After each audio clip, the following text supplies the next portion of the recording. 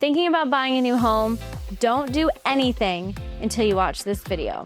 This is going to be your full guide into buying new construction, because before you fall in love with that shiny model home, you need to know what you're really getting into. We're breaking down how buying a new home compares to resale. We'll talk about the process, any hidden fees, the inspection must-knows, and whether or not that brand new home feel is actually worth the price tag.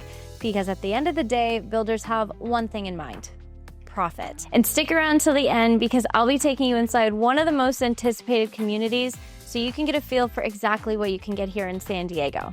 Hi, I'm Jamie Lennon. I'm a local realtor here who makes content all about moving to and living in San Diego. So if you're ever in the market to buy or sell a home, let's chat.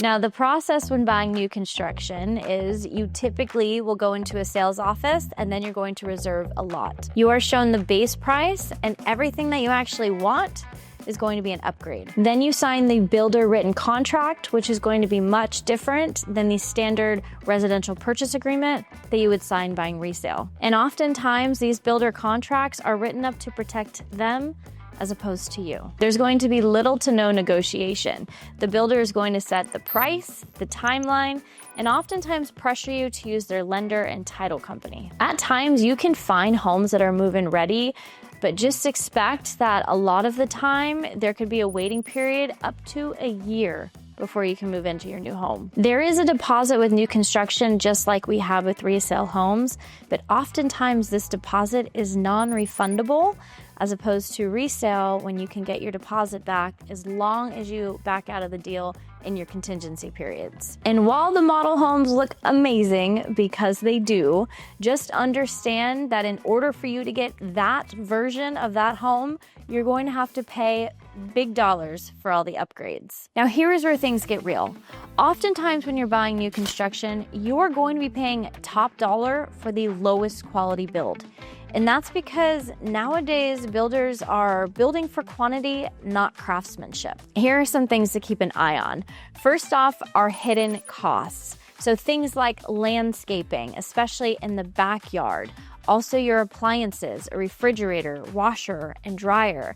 How about carpet upstairs? You want to replace that with hardwood? That's going to be an additional cost as well. And the last thing, something that I believe is the biggest cost, are going to be window coverings. That new home is not going to come with blinds, shades, curtains, nothing. You're going to have to pay for that after the fact. Now we have to talk about location. So oftentimes newer homes are going to be built a little bit farther out of the city center where land is cheaper. And that also means it's not going to be in top schools or maybe near happening areas. You also have to think that most of these areas have already been built up.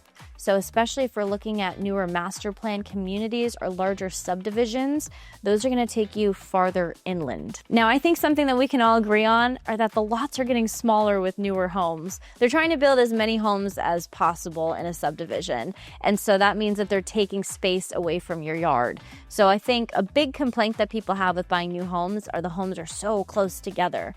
It's really hard to get away from that, especially buying a new home in 2025. Now, one thing that might have slipped your mind is hiring a home inspector. So even though you are going to get a walkthrough with the builder before move-in, it is vital that you get your own home inspection. So that home inspector is going to inspect the entire property and oftentimes miss things that the builder didn't catch. So an example would be, I sold a home a few years ago. We hired a home inspector, and we saw on the report that the sewer line was installed backwards. Yep, that would have caused a big ol' mess. But since we caught it, the builder was able to correct it before the clients moved in. Had we not have caught that during the home inspection, a couple years down the line, maybe the warranty expired, there's nothing the builder would have done at that point. So always get the home inspected. Now, don't be surprised if the builder asks you to use their lender. Oftentimes, they have really great incentives. But before you commit, just ask them 2 questions. You want to ask them if they can do a rate lock extension and if they have a float down option. So typically a rate lock extension will give you an extension up to 30 to 60 days. If you need anything beyond that, you need to see if there's any additional fees associated with doing that. Now for the float down option, this means that if rates drop, that you're able to drop your current rate that's already locked in to the better rates. And oftentimes there could also be a fee associated with that. So ask them, if I do a float down, is there going to be any additional fees? Now getting to my favorite part, we're going to compare the pros and cons of buying a new home as opposed to buying a resale home. Let's break it down. So starting with new homes, we're going to talk about the pros. Mainly being that you're buying a brand new home. You get to customize that brand new home. It's going to have lower maintenance and also lower maintenance costs associated with that. A lot of times these are going to be more energy efficient as well. Now, just because it's a brand new home does not mean that there's downsides, because there are, and mainly them being that location. You're going to be paying top dollar for a property that might not necessarily be in the best location. And then of course the wait times. If you find one that's move-in ready, awesome, I'm really proud of you. But oftentimes you're going to be waiting 3 up to 12 months. And as we discussed prior, your lot size is typically going to be smaller. You might not be in the best school district, and you have the potential to pay additional tax, especially when buying in California. We have this beautiful tax called Mello-Roos. Now, Mello-Roos is only going to be in effect if you're buying in a new master plan community where they have to build all new infrastructure for the homes. If you're just buying a new home that's on a tract lot of 10, you're not going to have to pay an additional Mello-Roos. But if you do, just anticipate your tax base to jump an additional 1%. So on average, when you add up the property taxes in California and the Mello-Roos, you're going to be paying close to 2.2%. Now let's talk about resale, and we're going to start with the pros. The biggest one being location. So typically resale homes are going to be in more established neighborhoods. That also means that these neighborhoods are going to have mature landscaping. And then also you just have more negotiating power when you're buying an older home. So you can negotiate that the seller repair items that are found on the home inspection.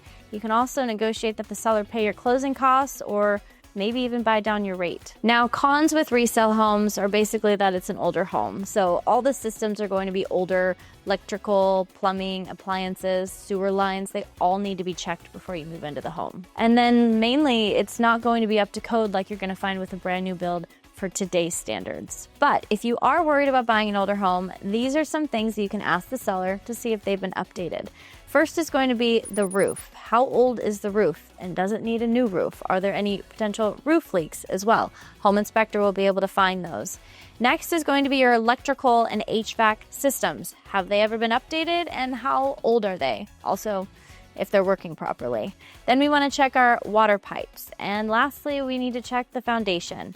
If the home was built before the 50s, chances are that it's on a raised foundation and that there's a crawl space under the house, so that home inspector can check if there's any major cracks or shifting posts. Now, if these are all in tip-top shape, buying an older home actually might be more beneficial than buying a brand new home. Now, let's talk about a few things that get glossed over. First is certificate of occupancy.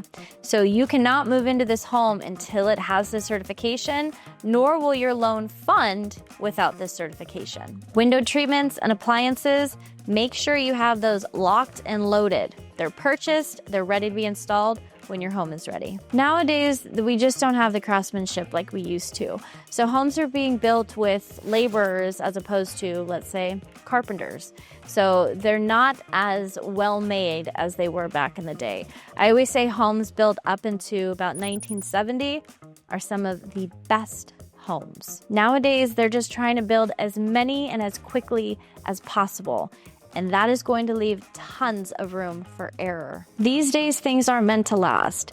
They're meant to create more consumerism and loyal customers. So now that you're a bit more in tune with the process of buying new construction, let's take a peek inside one of the most anticipated new communities coming to Sorrento Mesa, Three Roots. One of the most anticipated new communities coming to San Diego is right here at Three Roots. There's going to be 4 different subdivisions. They're going to range from 2 bedrooms all the way up to 4 bedrooms, and they start right around $900,000. The community's focus here was on wellness. So they have 60% of the property preserved as open space. There's going to be 8 miles of walking and biking trails. There's a community pool with also a lap pool. There's a fitness center, a massive fitness center here. And they also have wellness programs. So these homes all come equipped with smart technology, including solar power. The name of the game here was wellness. That has been their focus, and they did a really good job. Come on, let's go check it out. Let's take a look at Plan 4 in the Artwood Collection by Resale Homes, one of the models available here at Three Roots in Sorrento Mesa. It's a 3-story home with just over 1,500 square feet, 2 bedrooms plus a den or office, and an attached 2-car garage. Starting at $966,000, it's a sleek, low-maintenance option right in the heart of Central San Diego.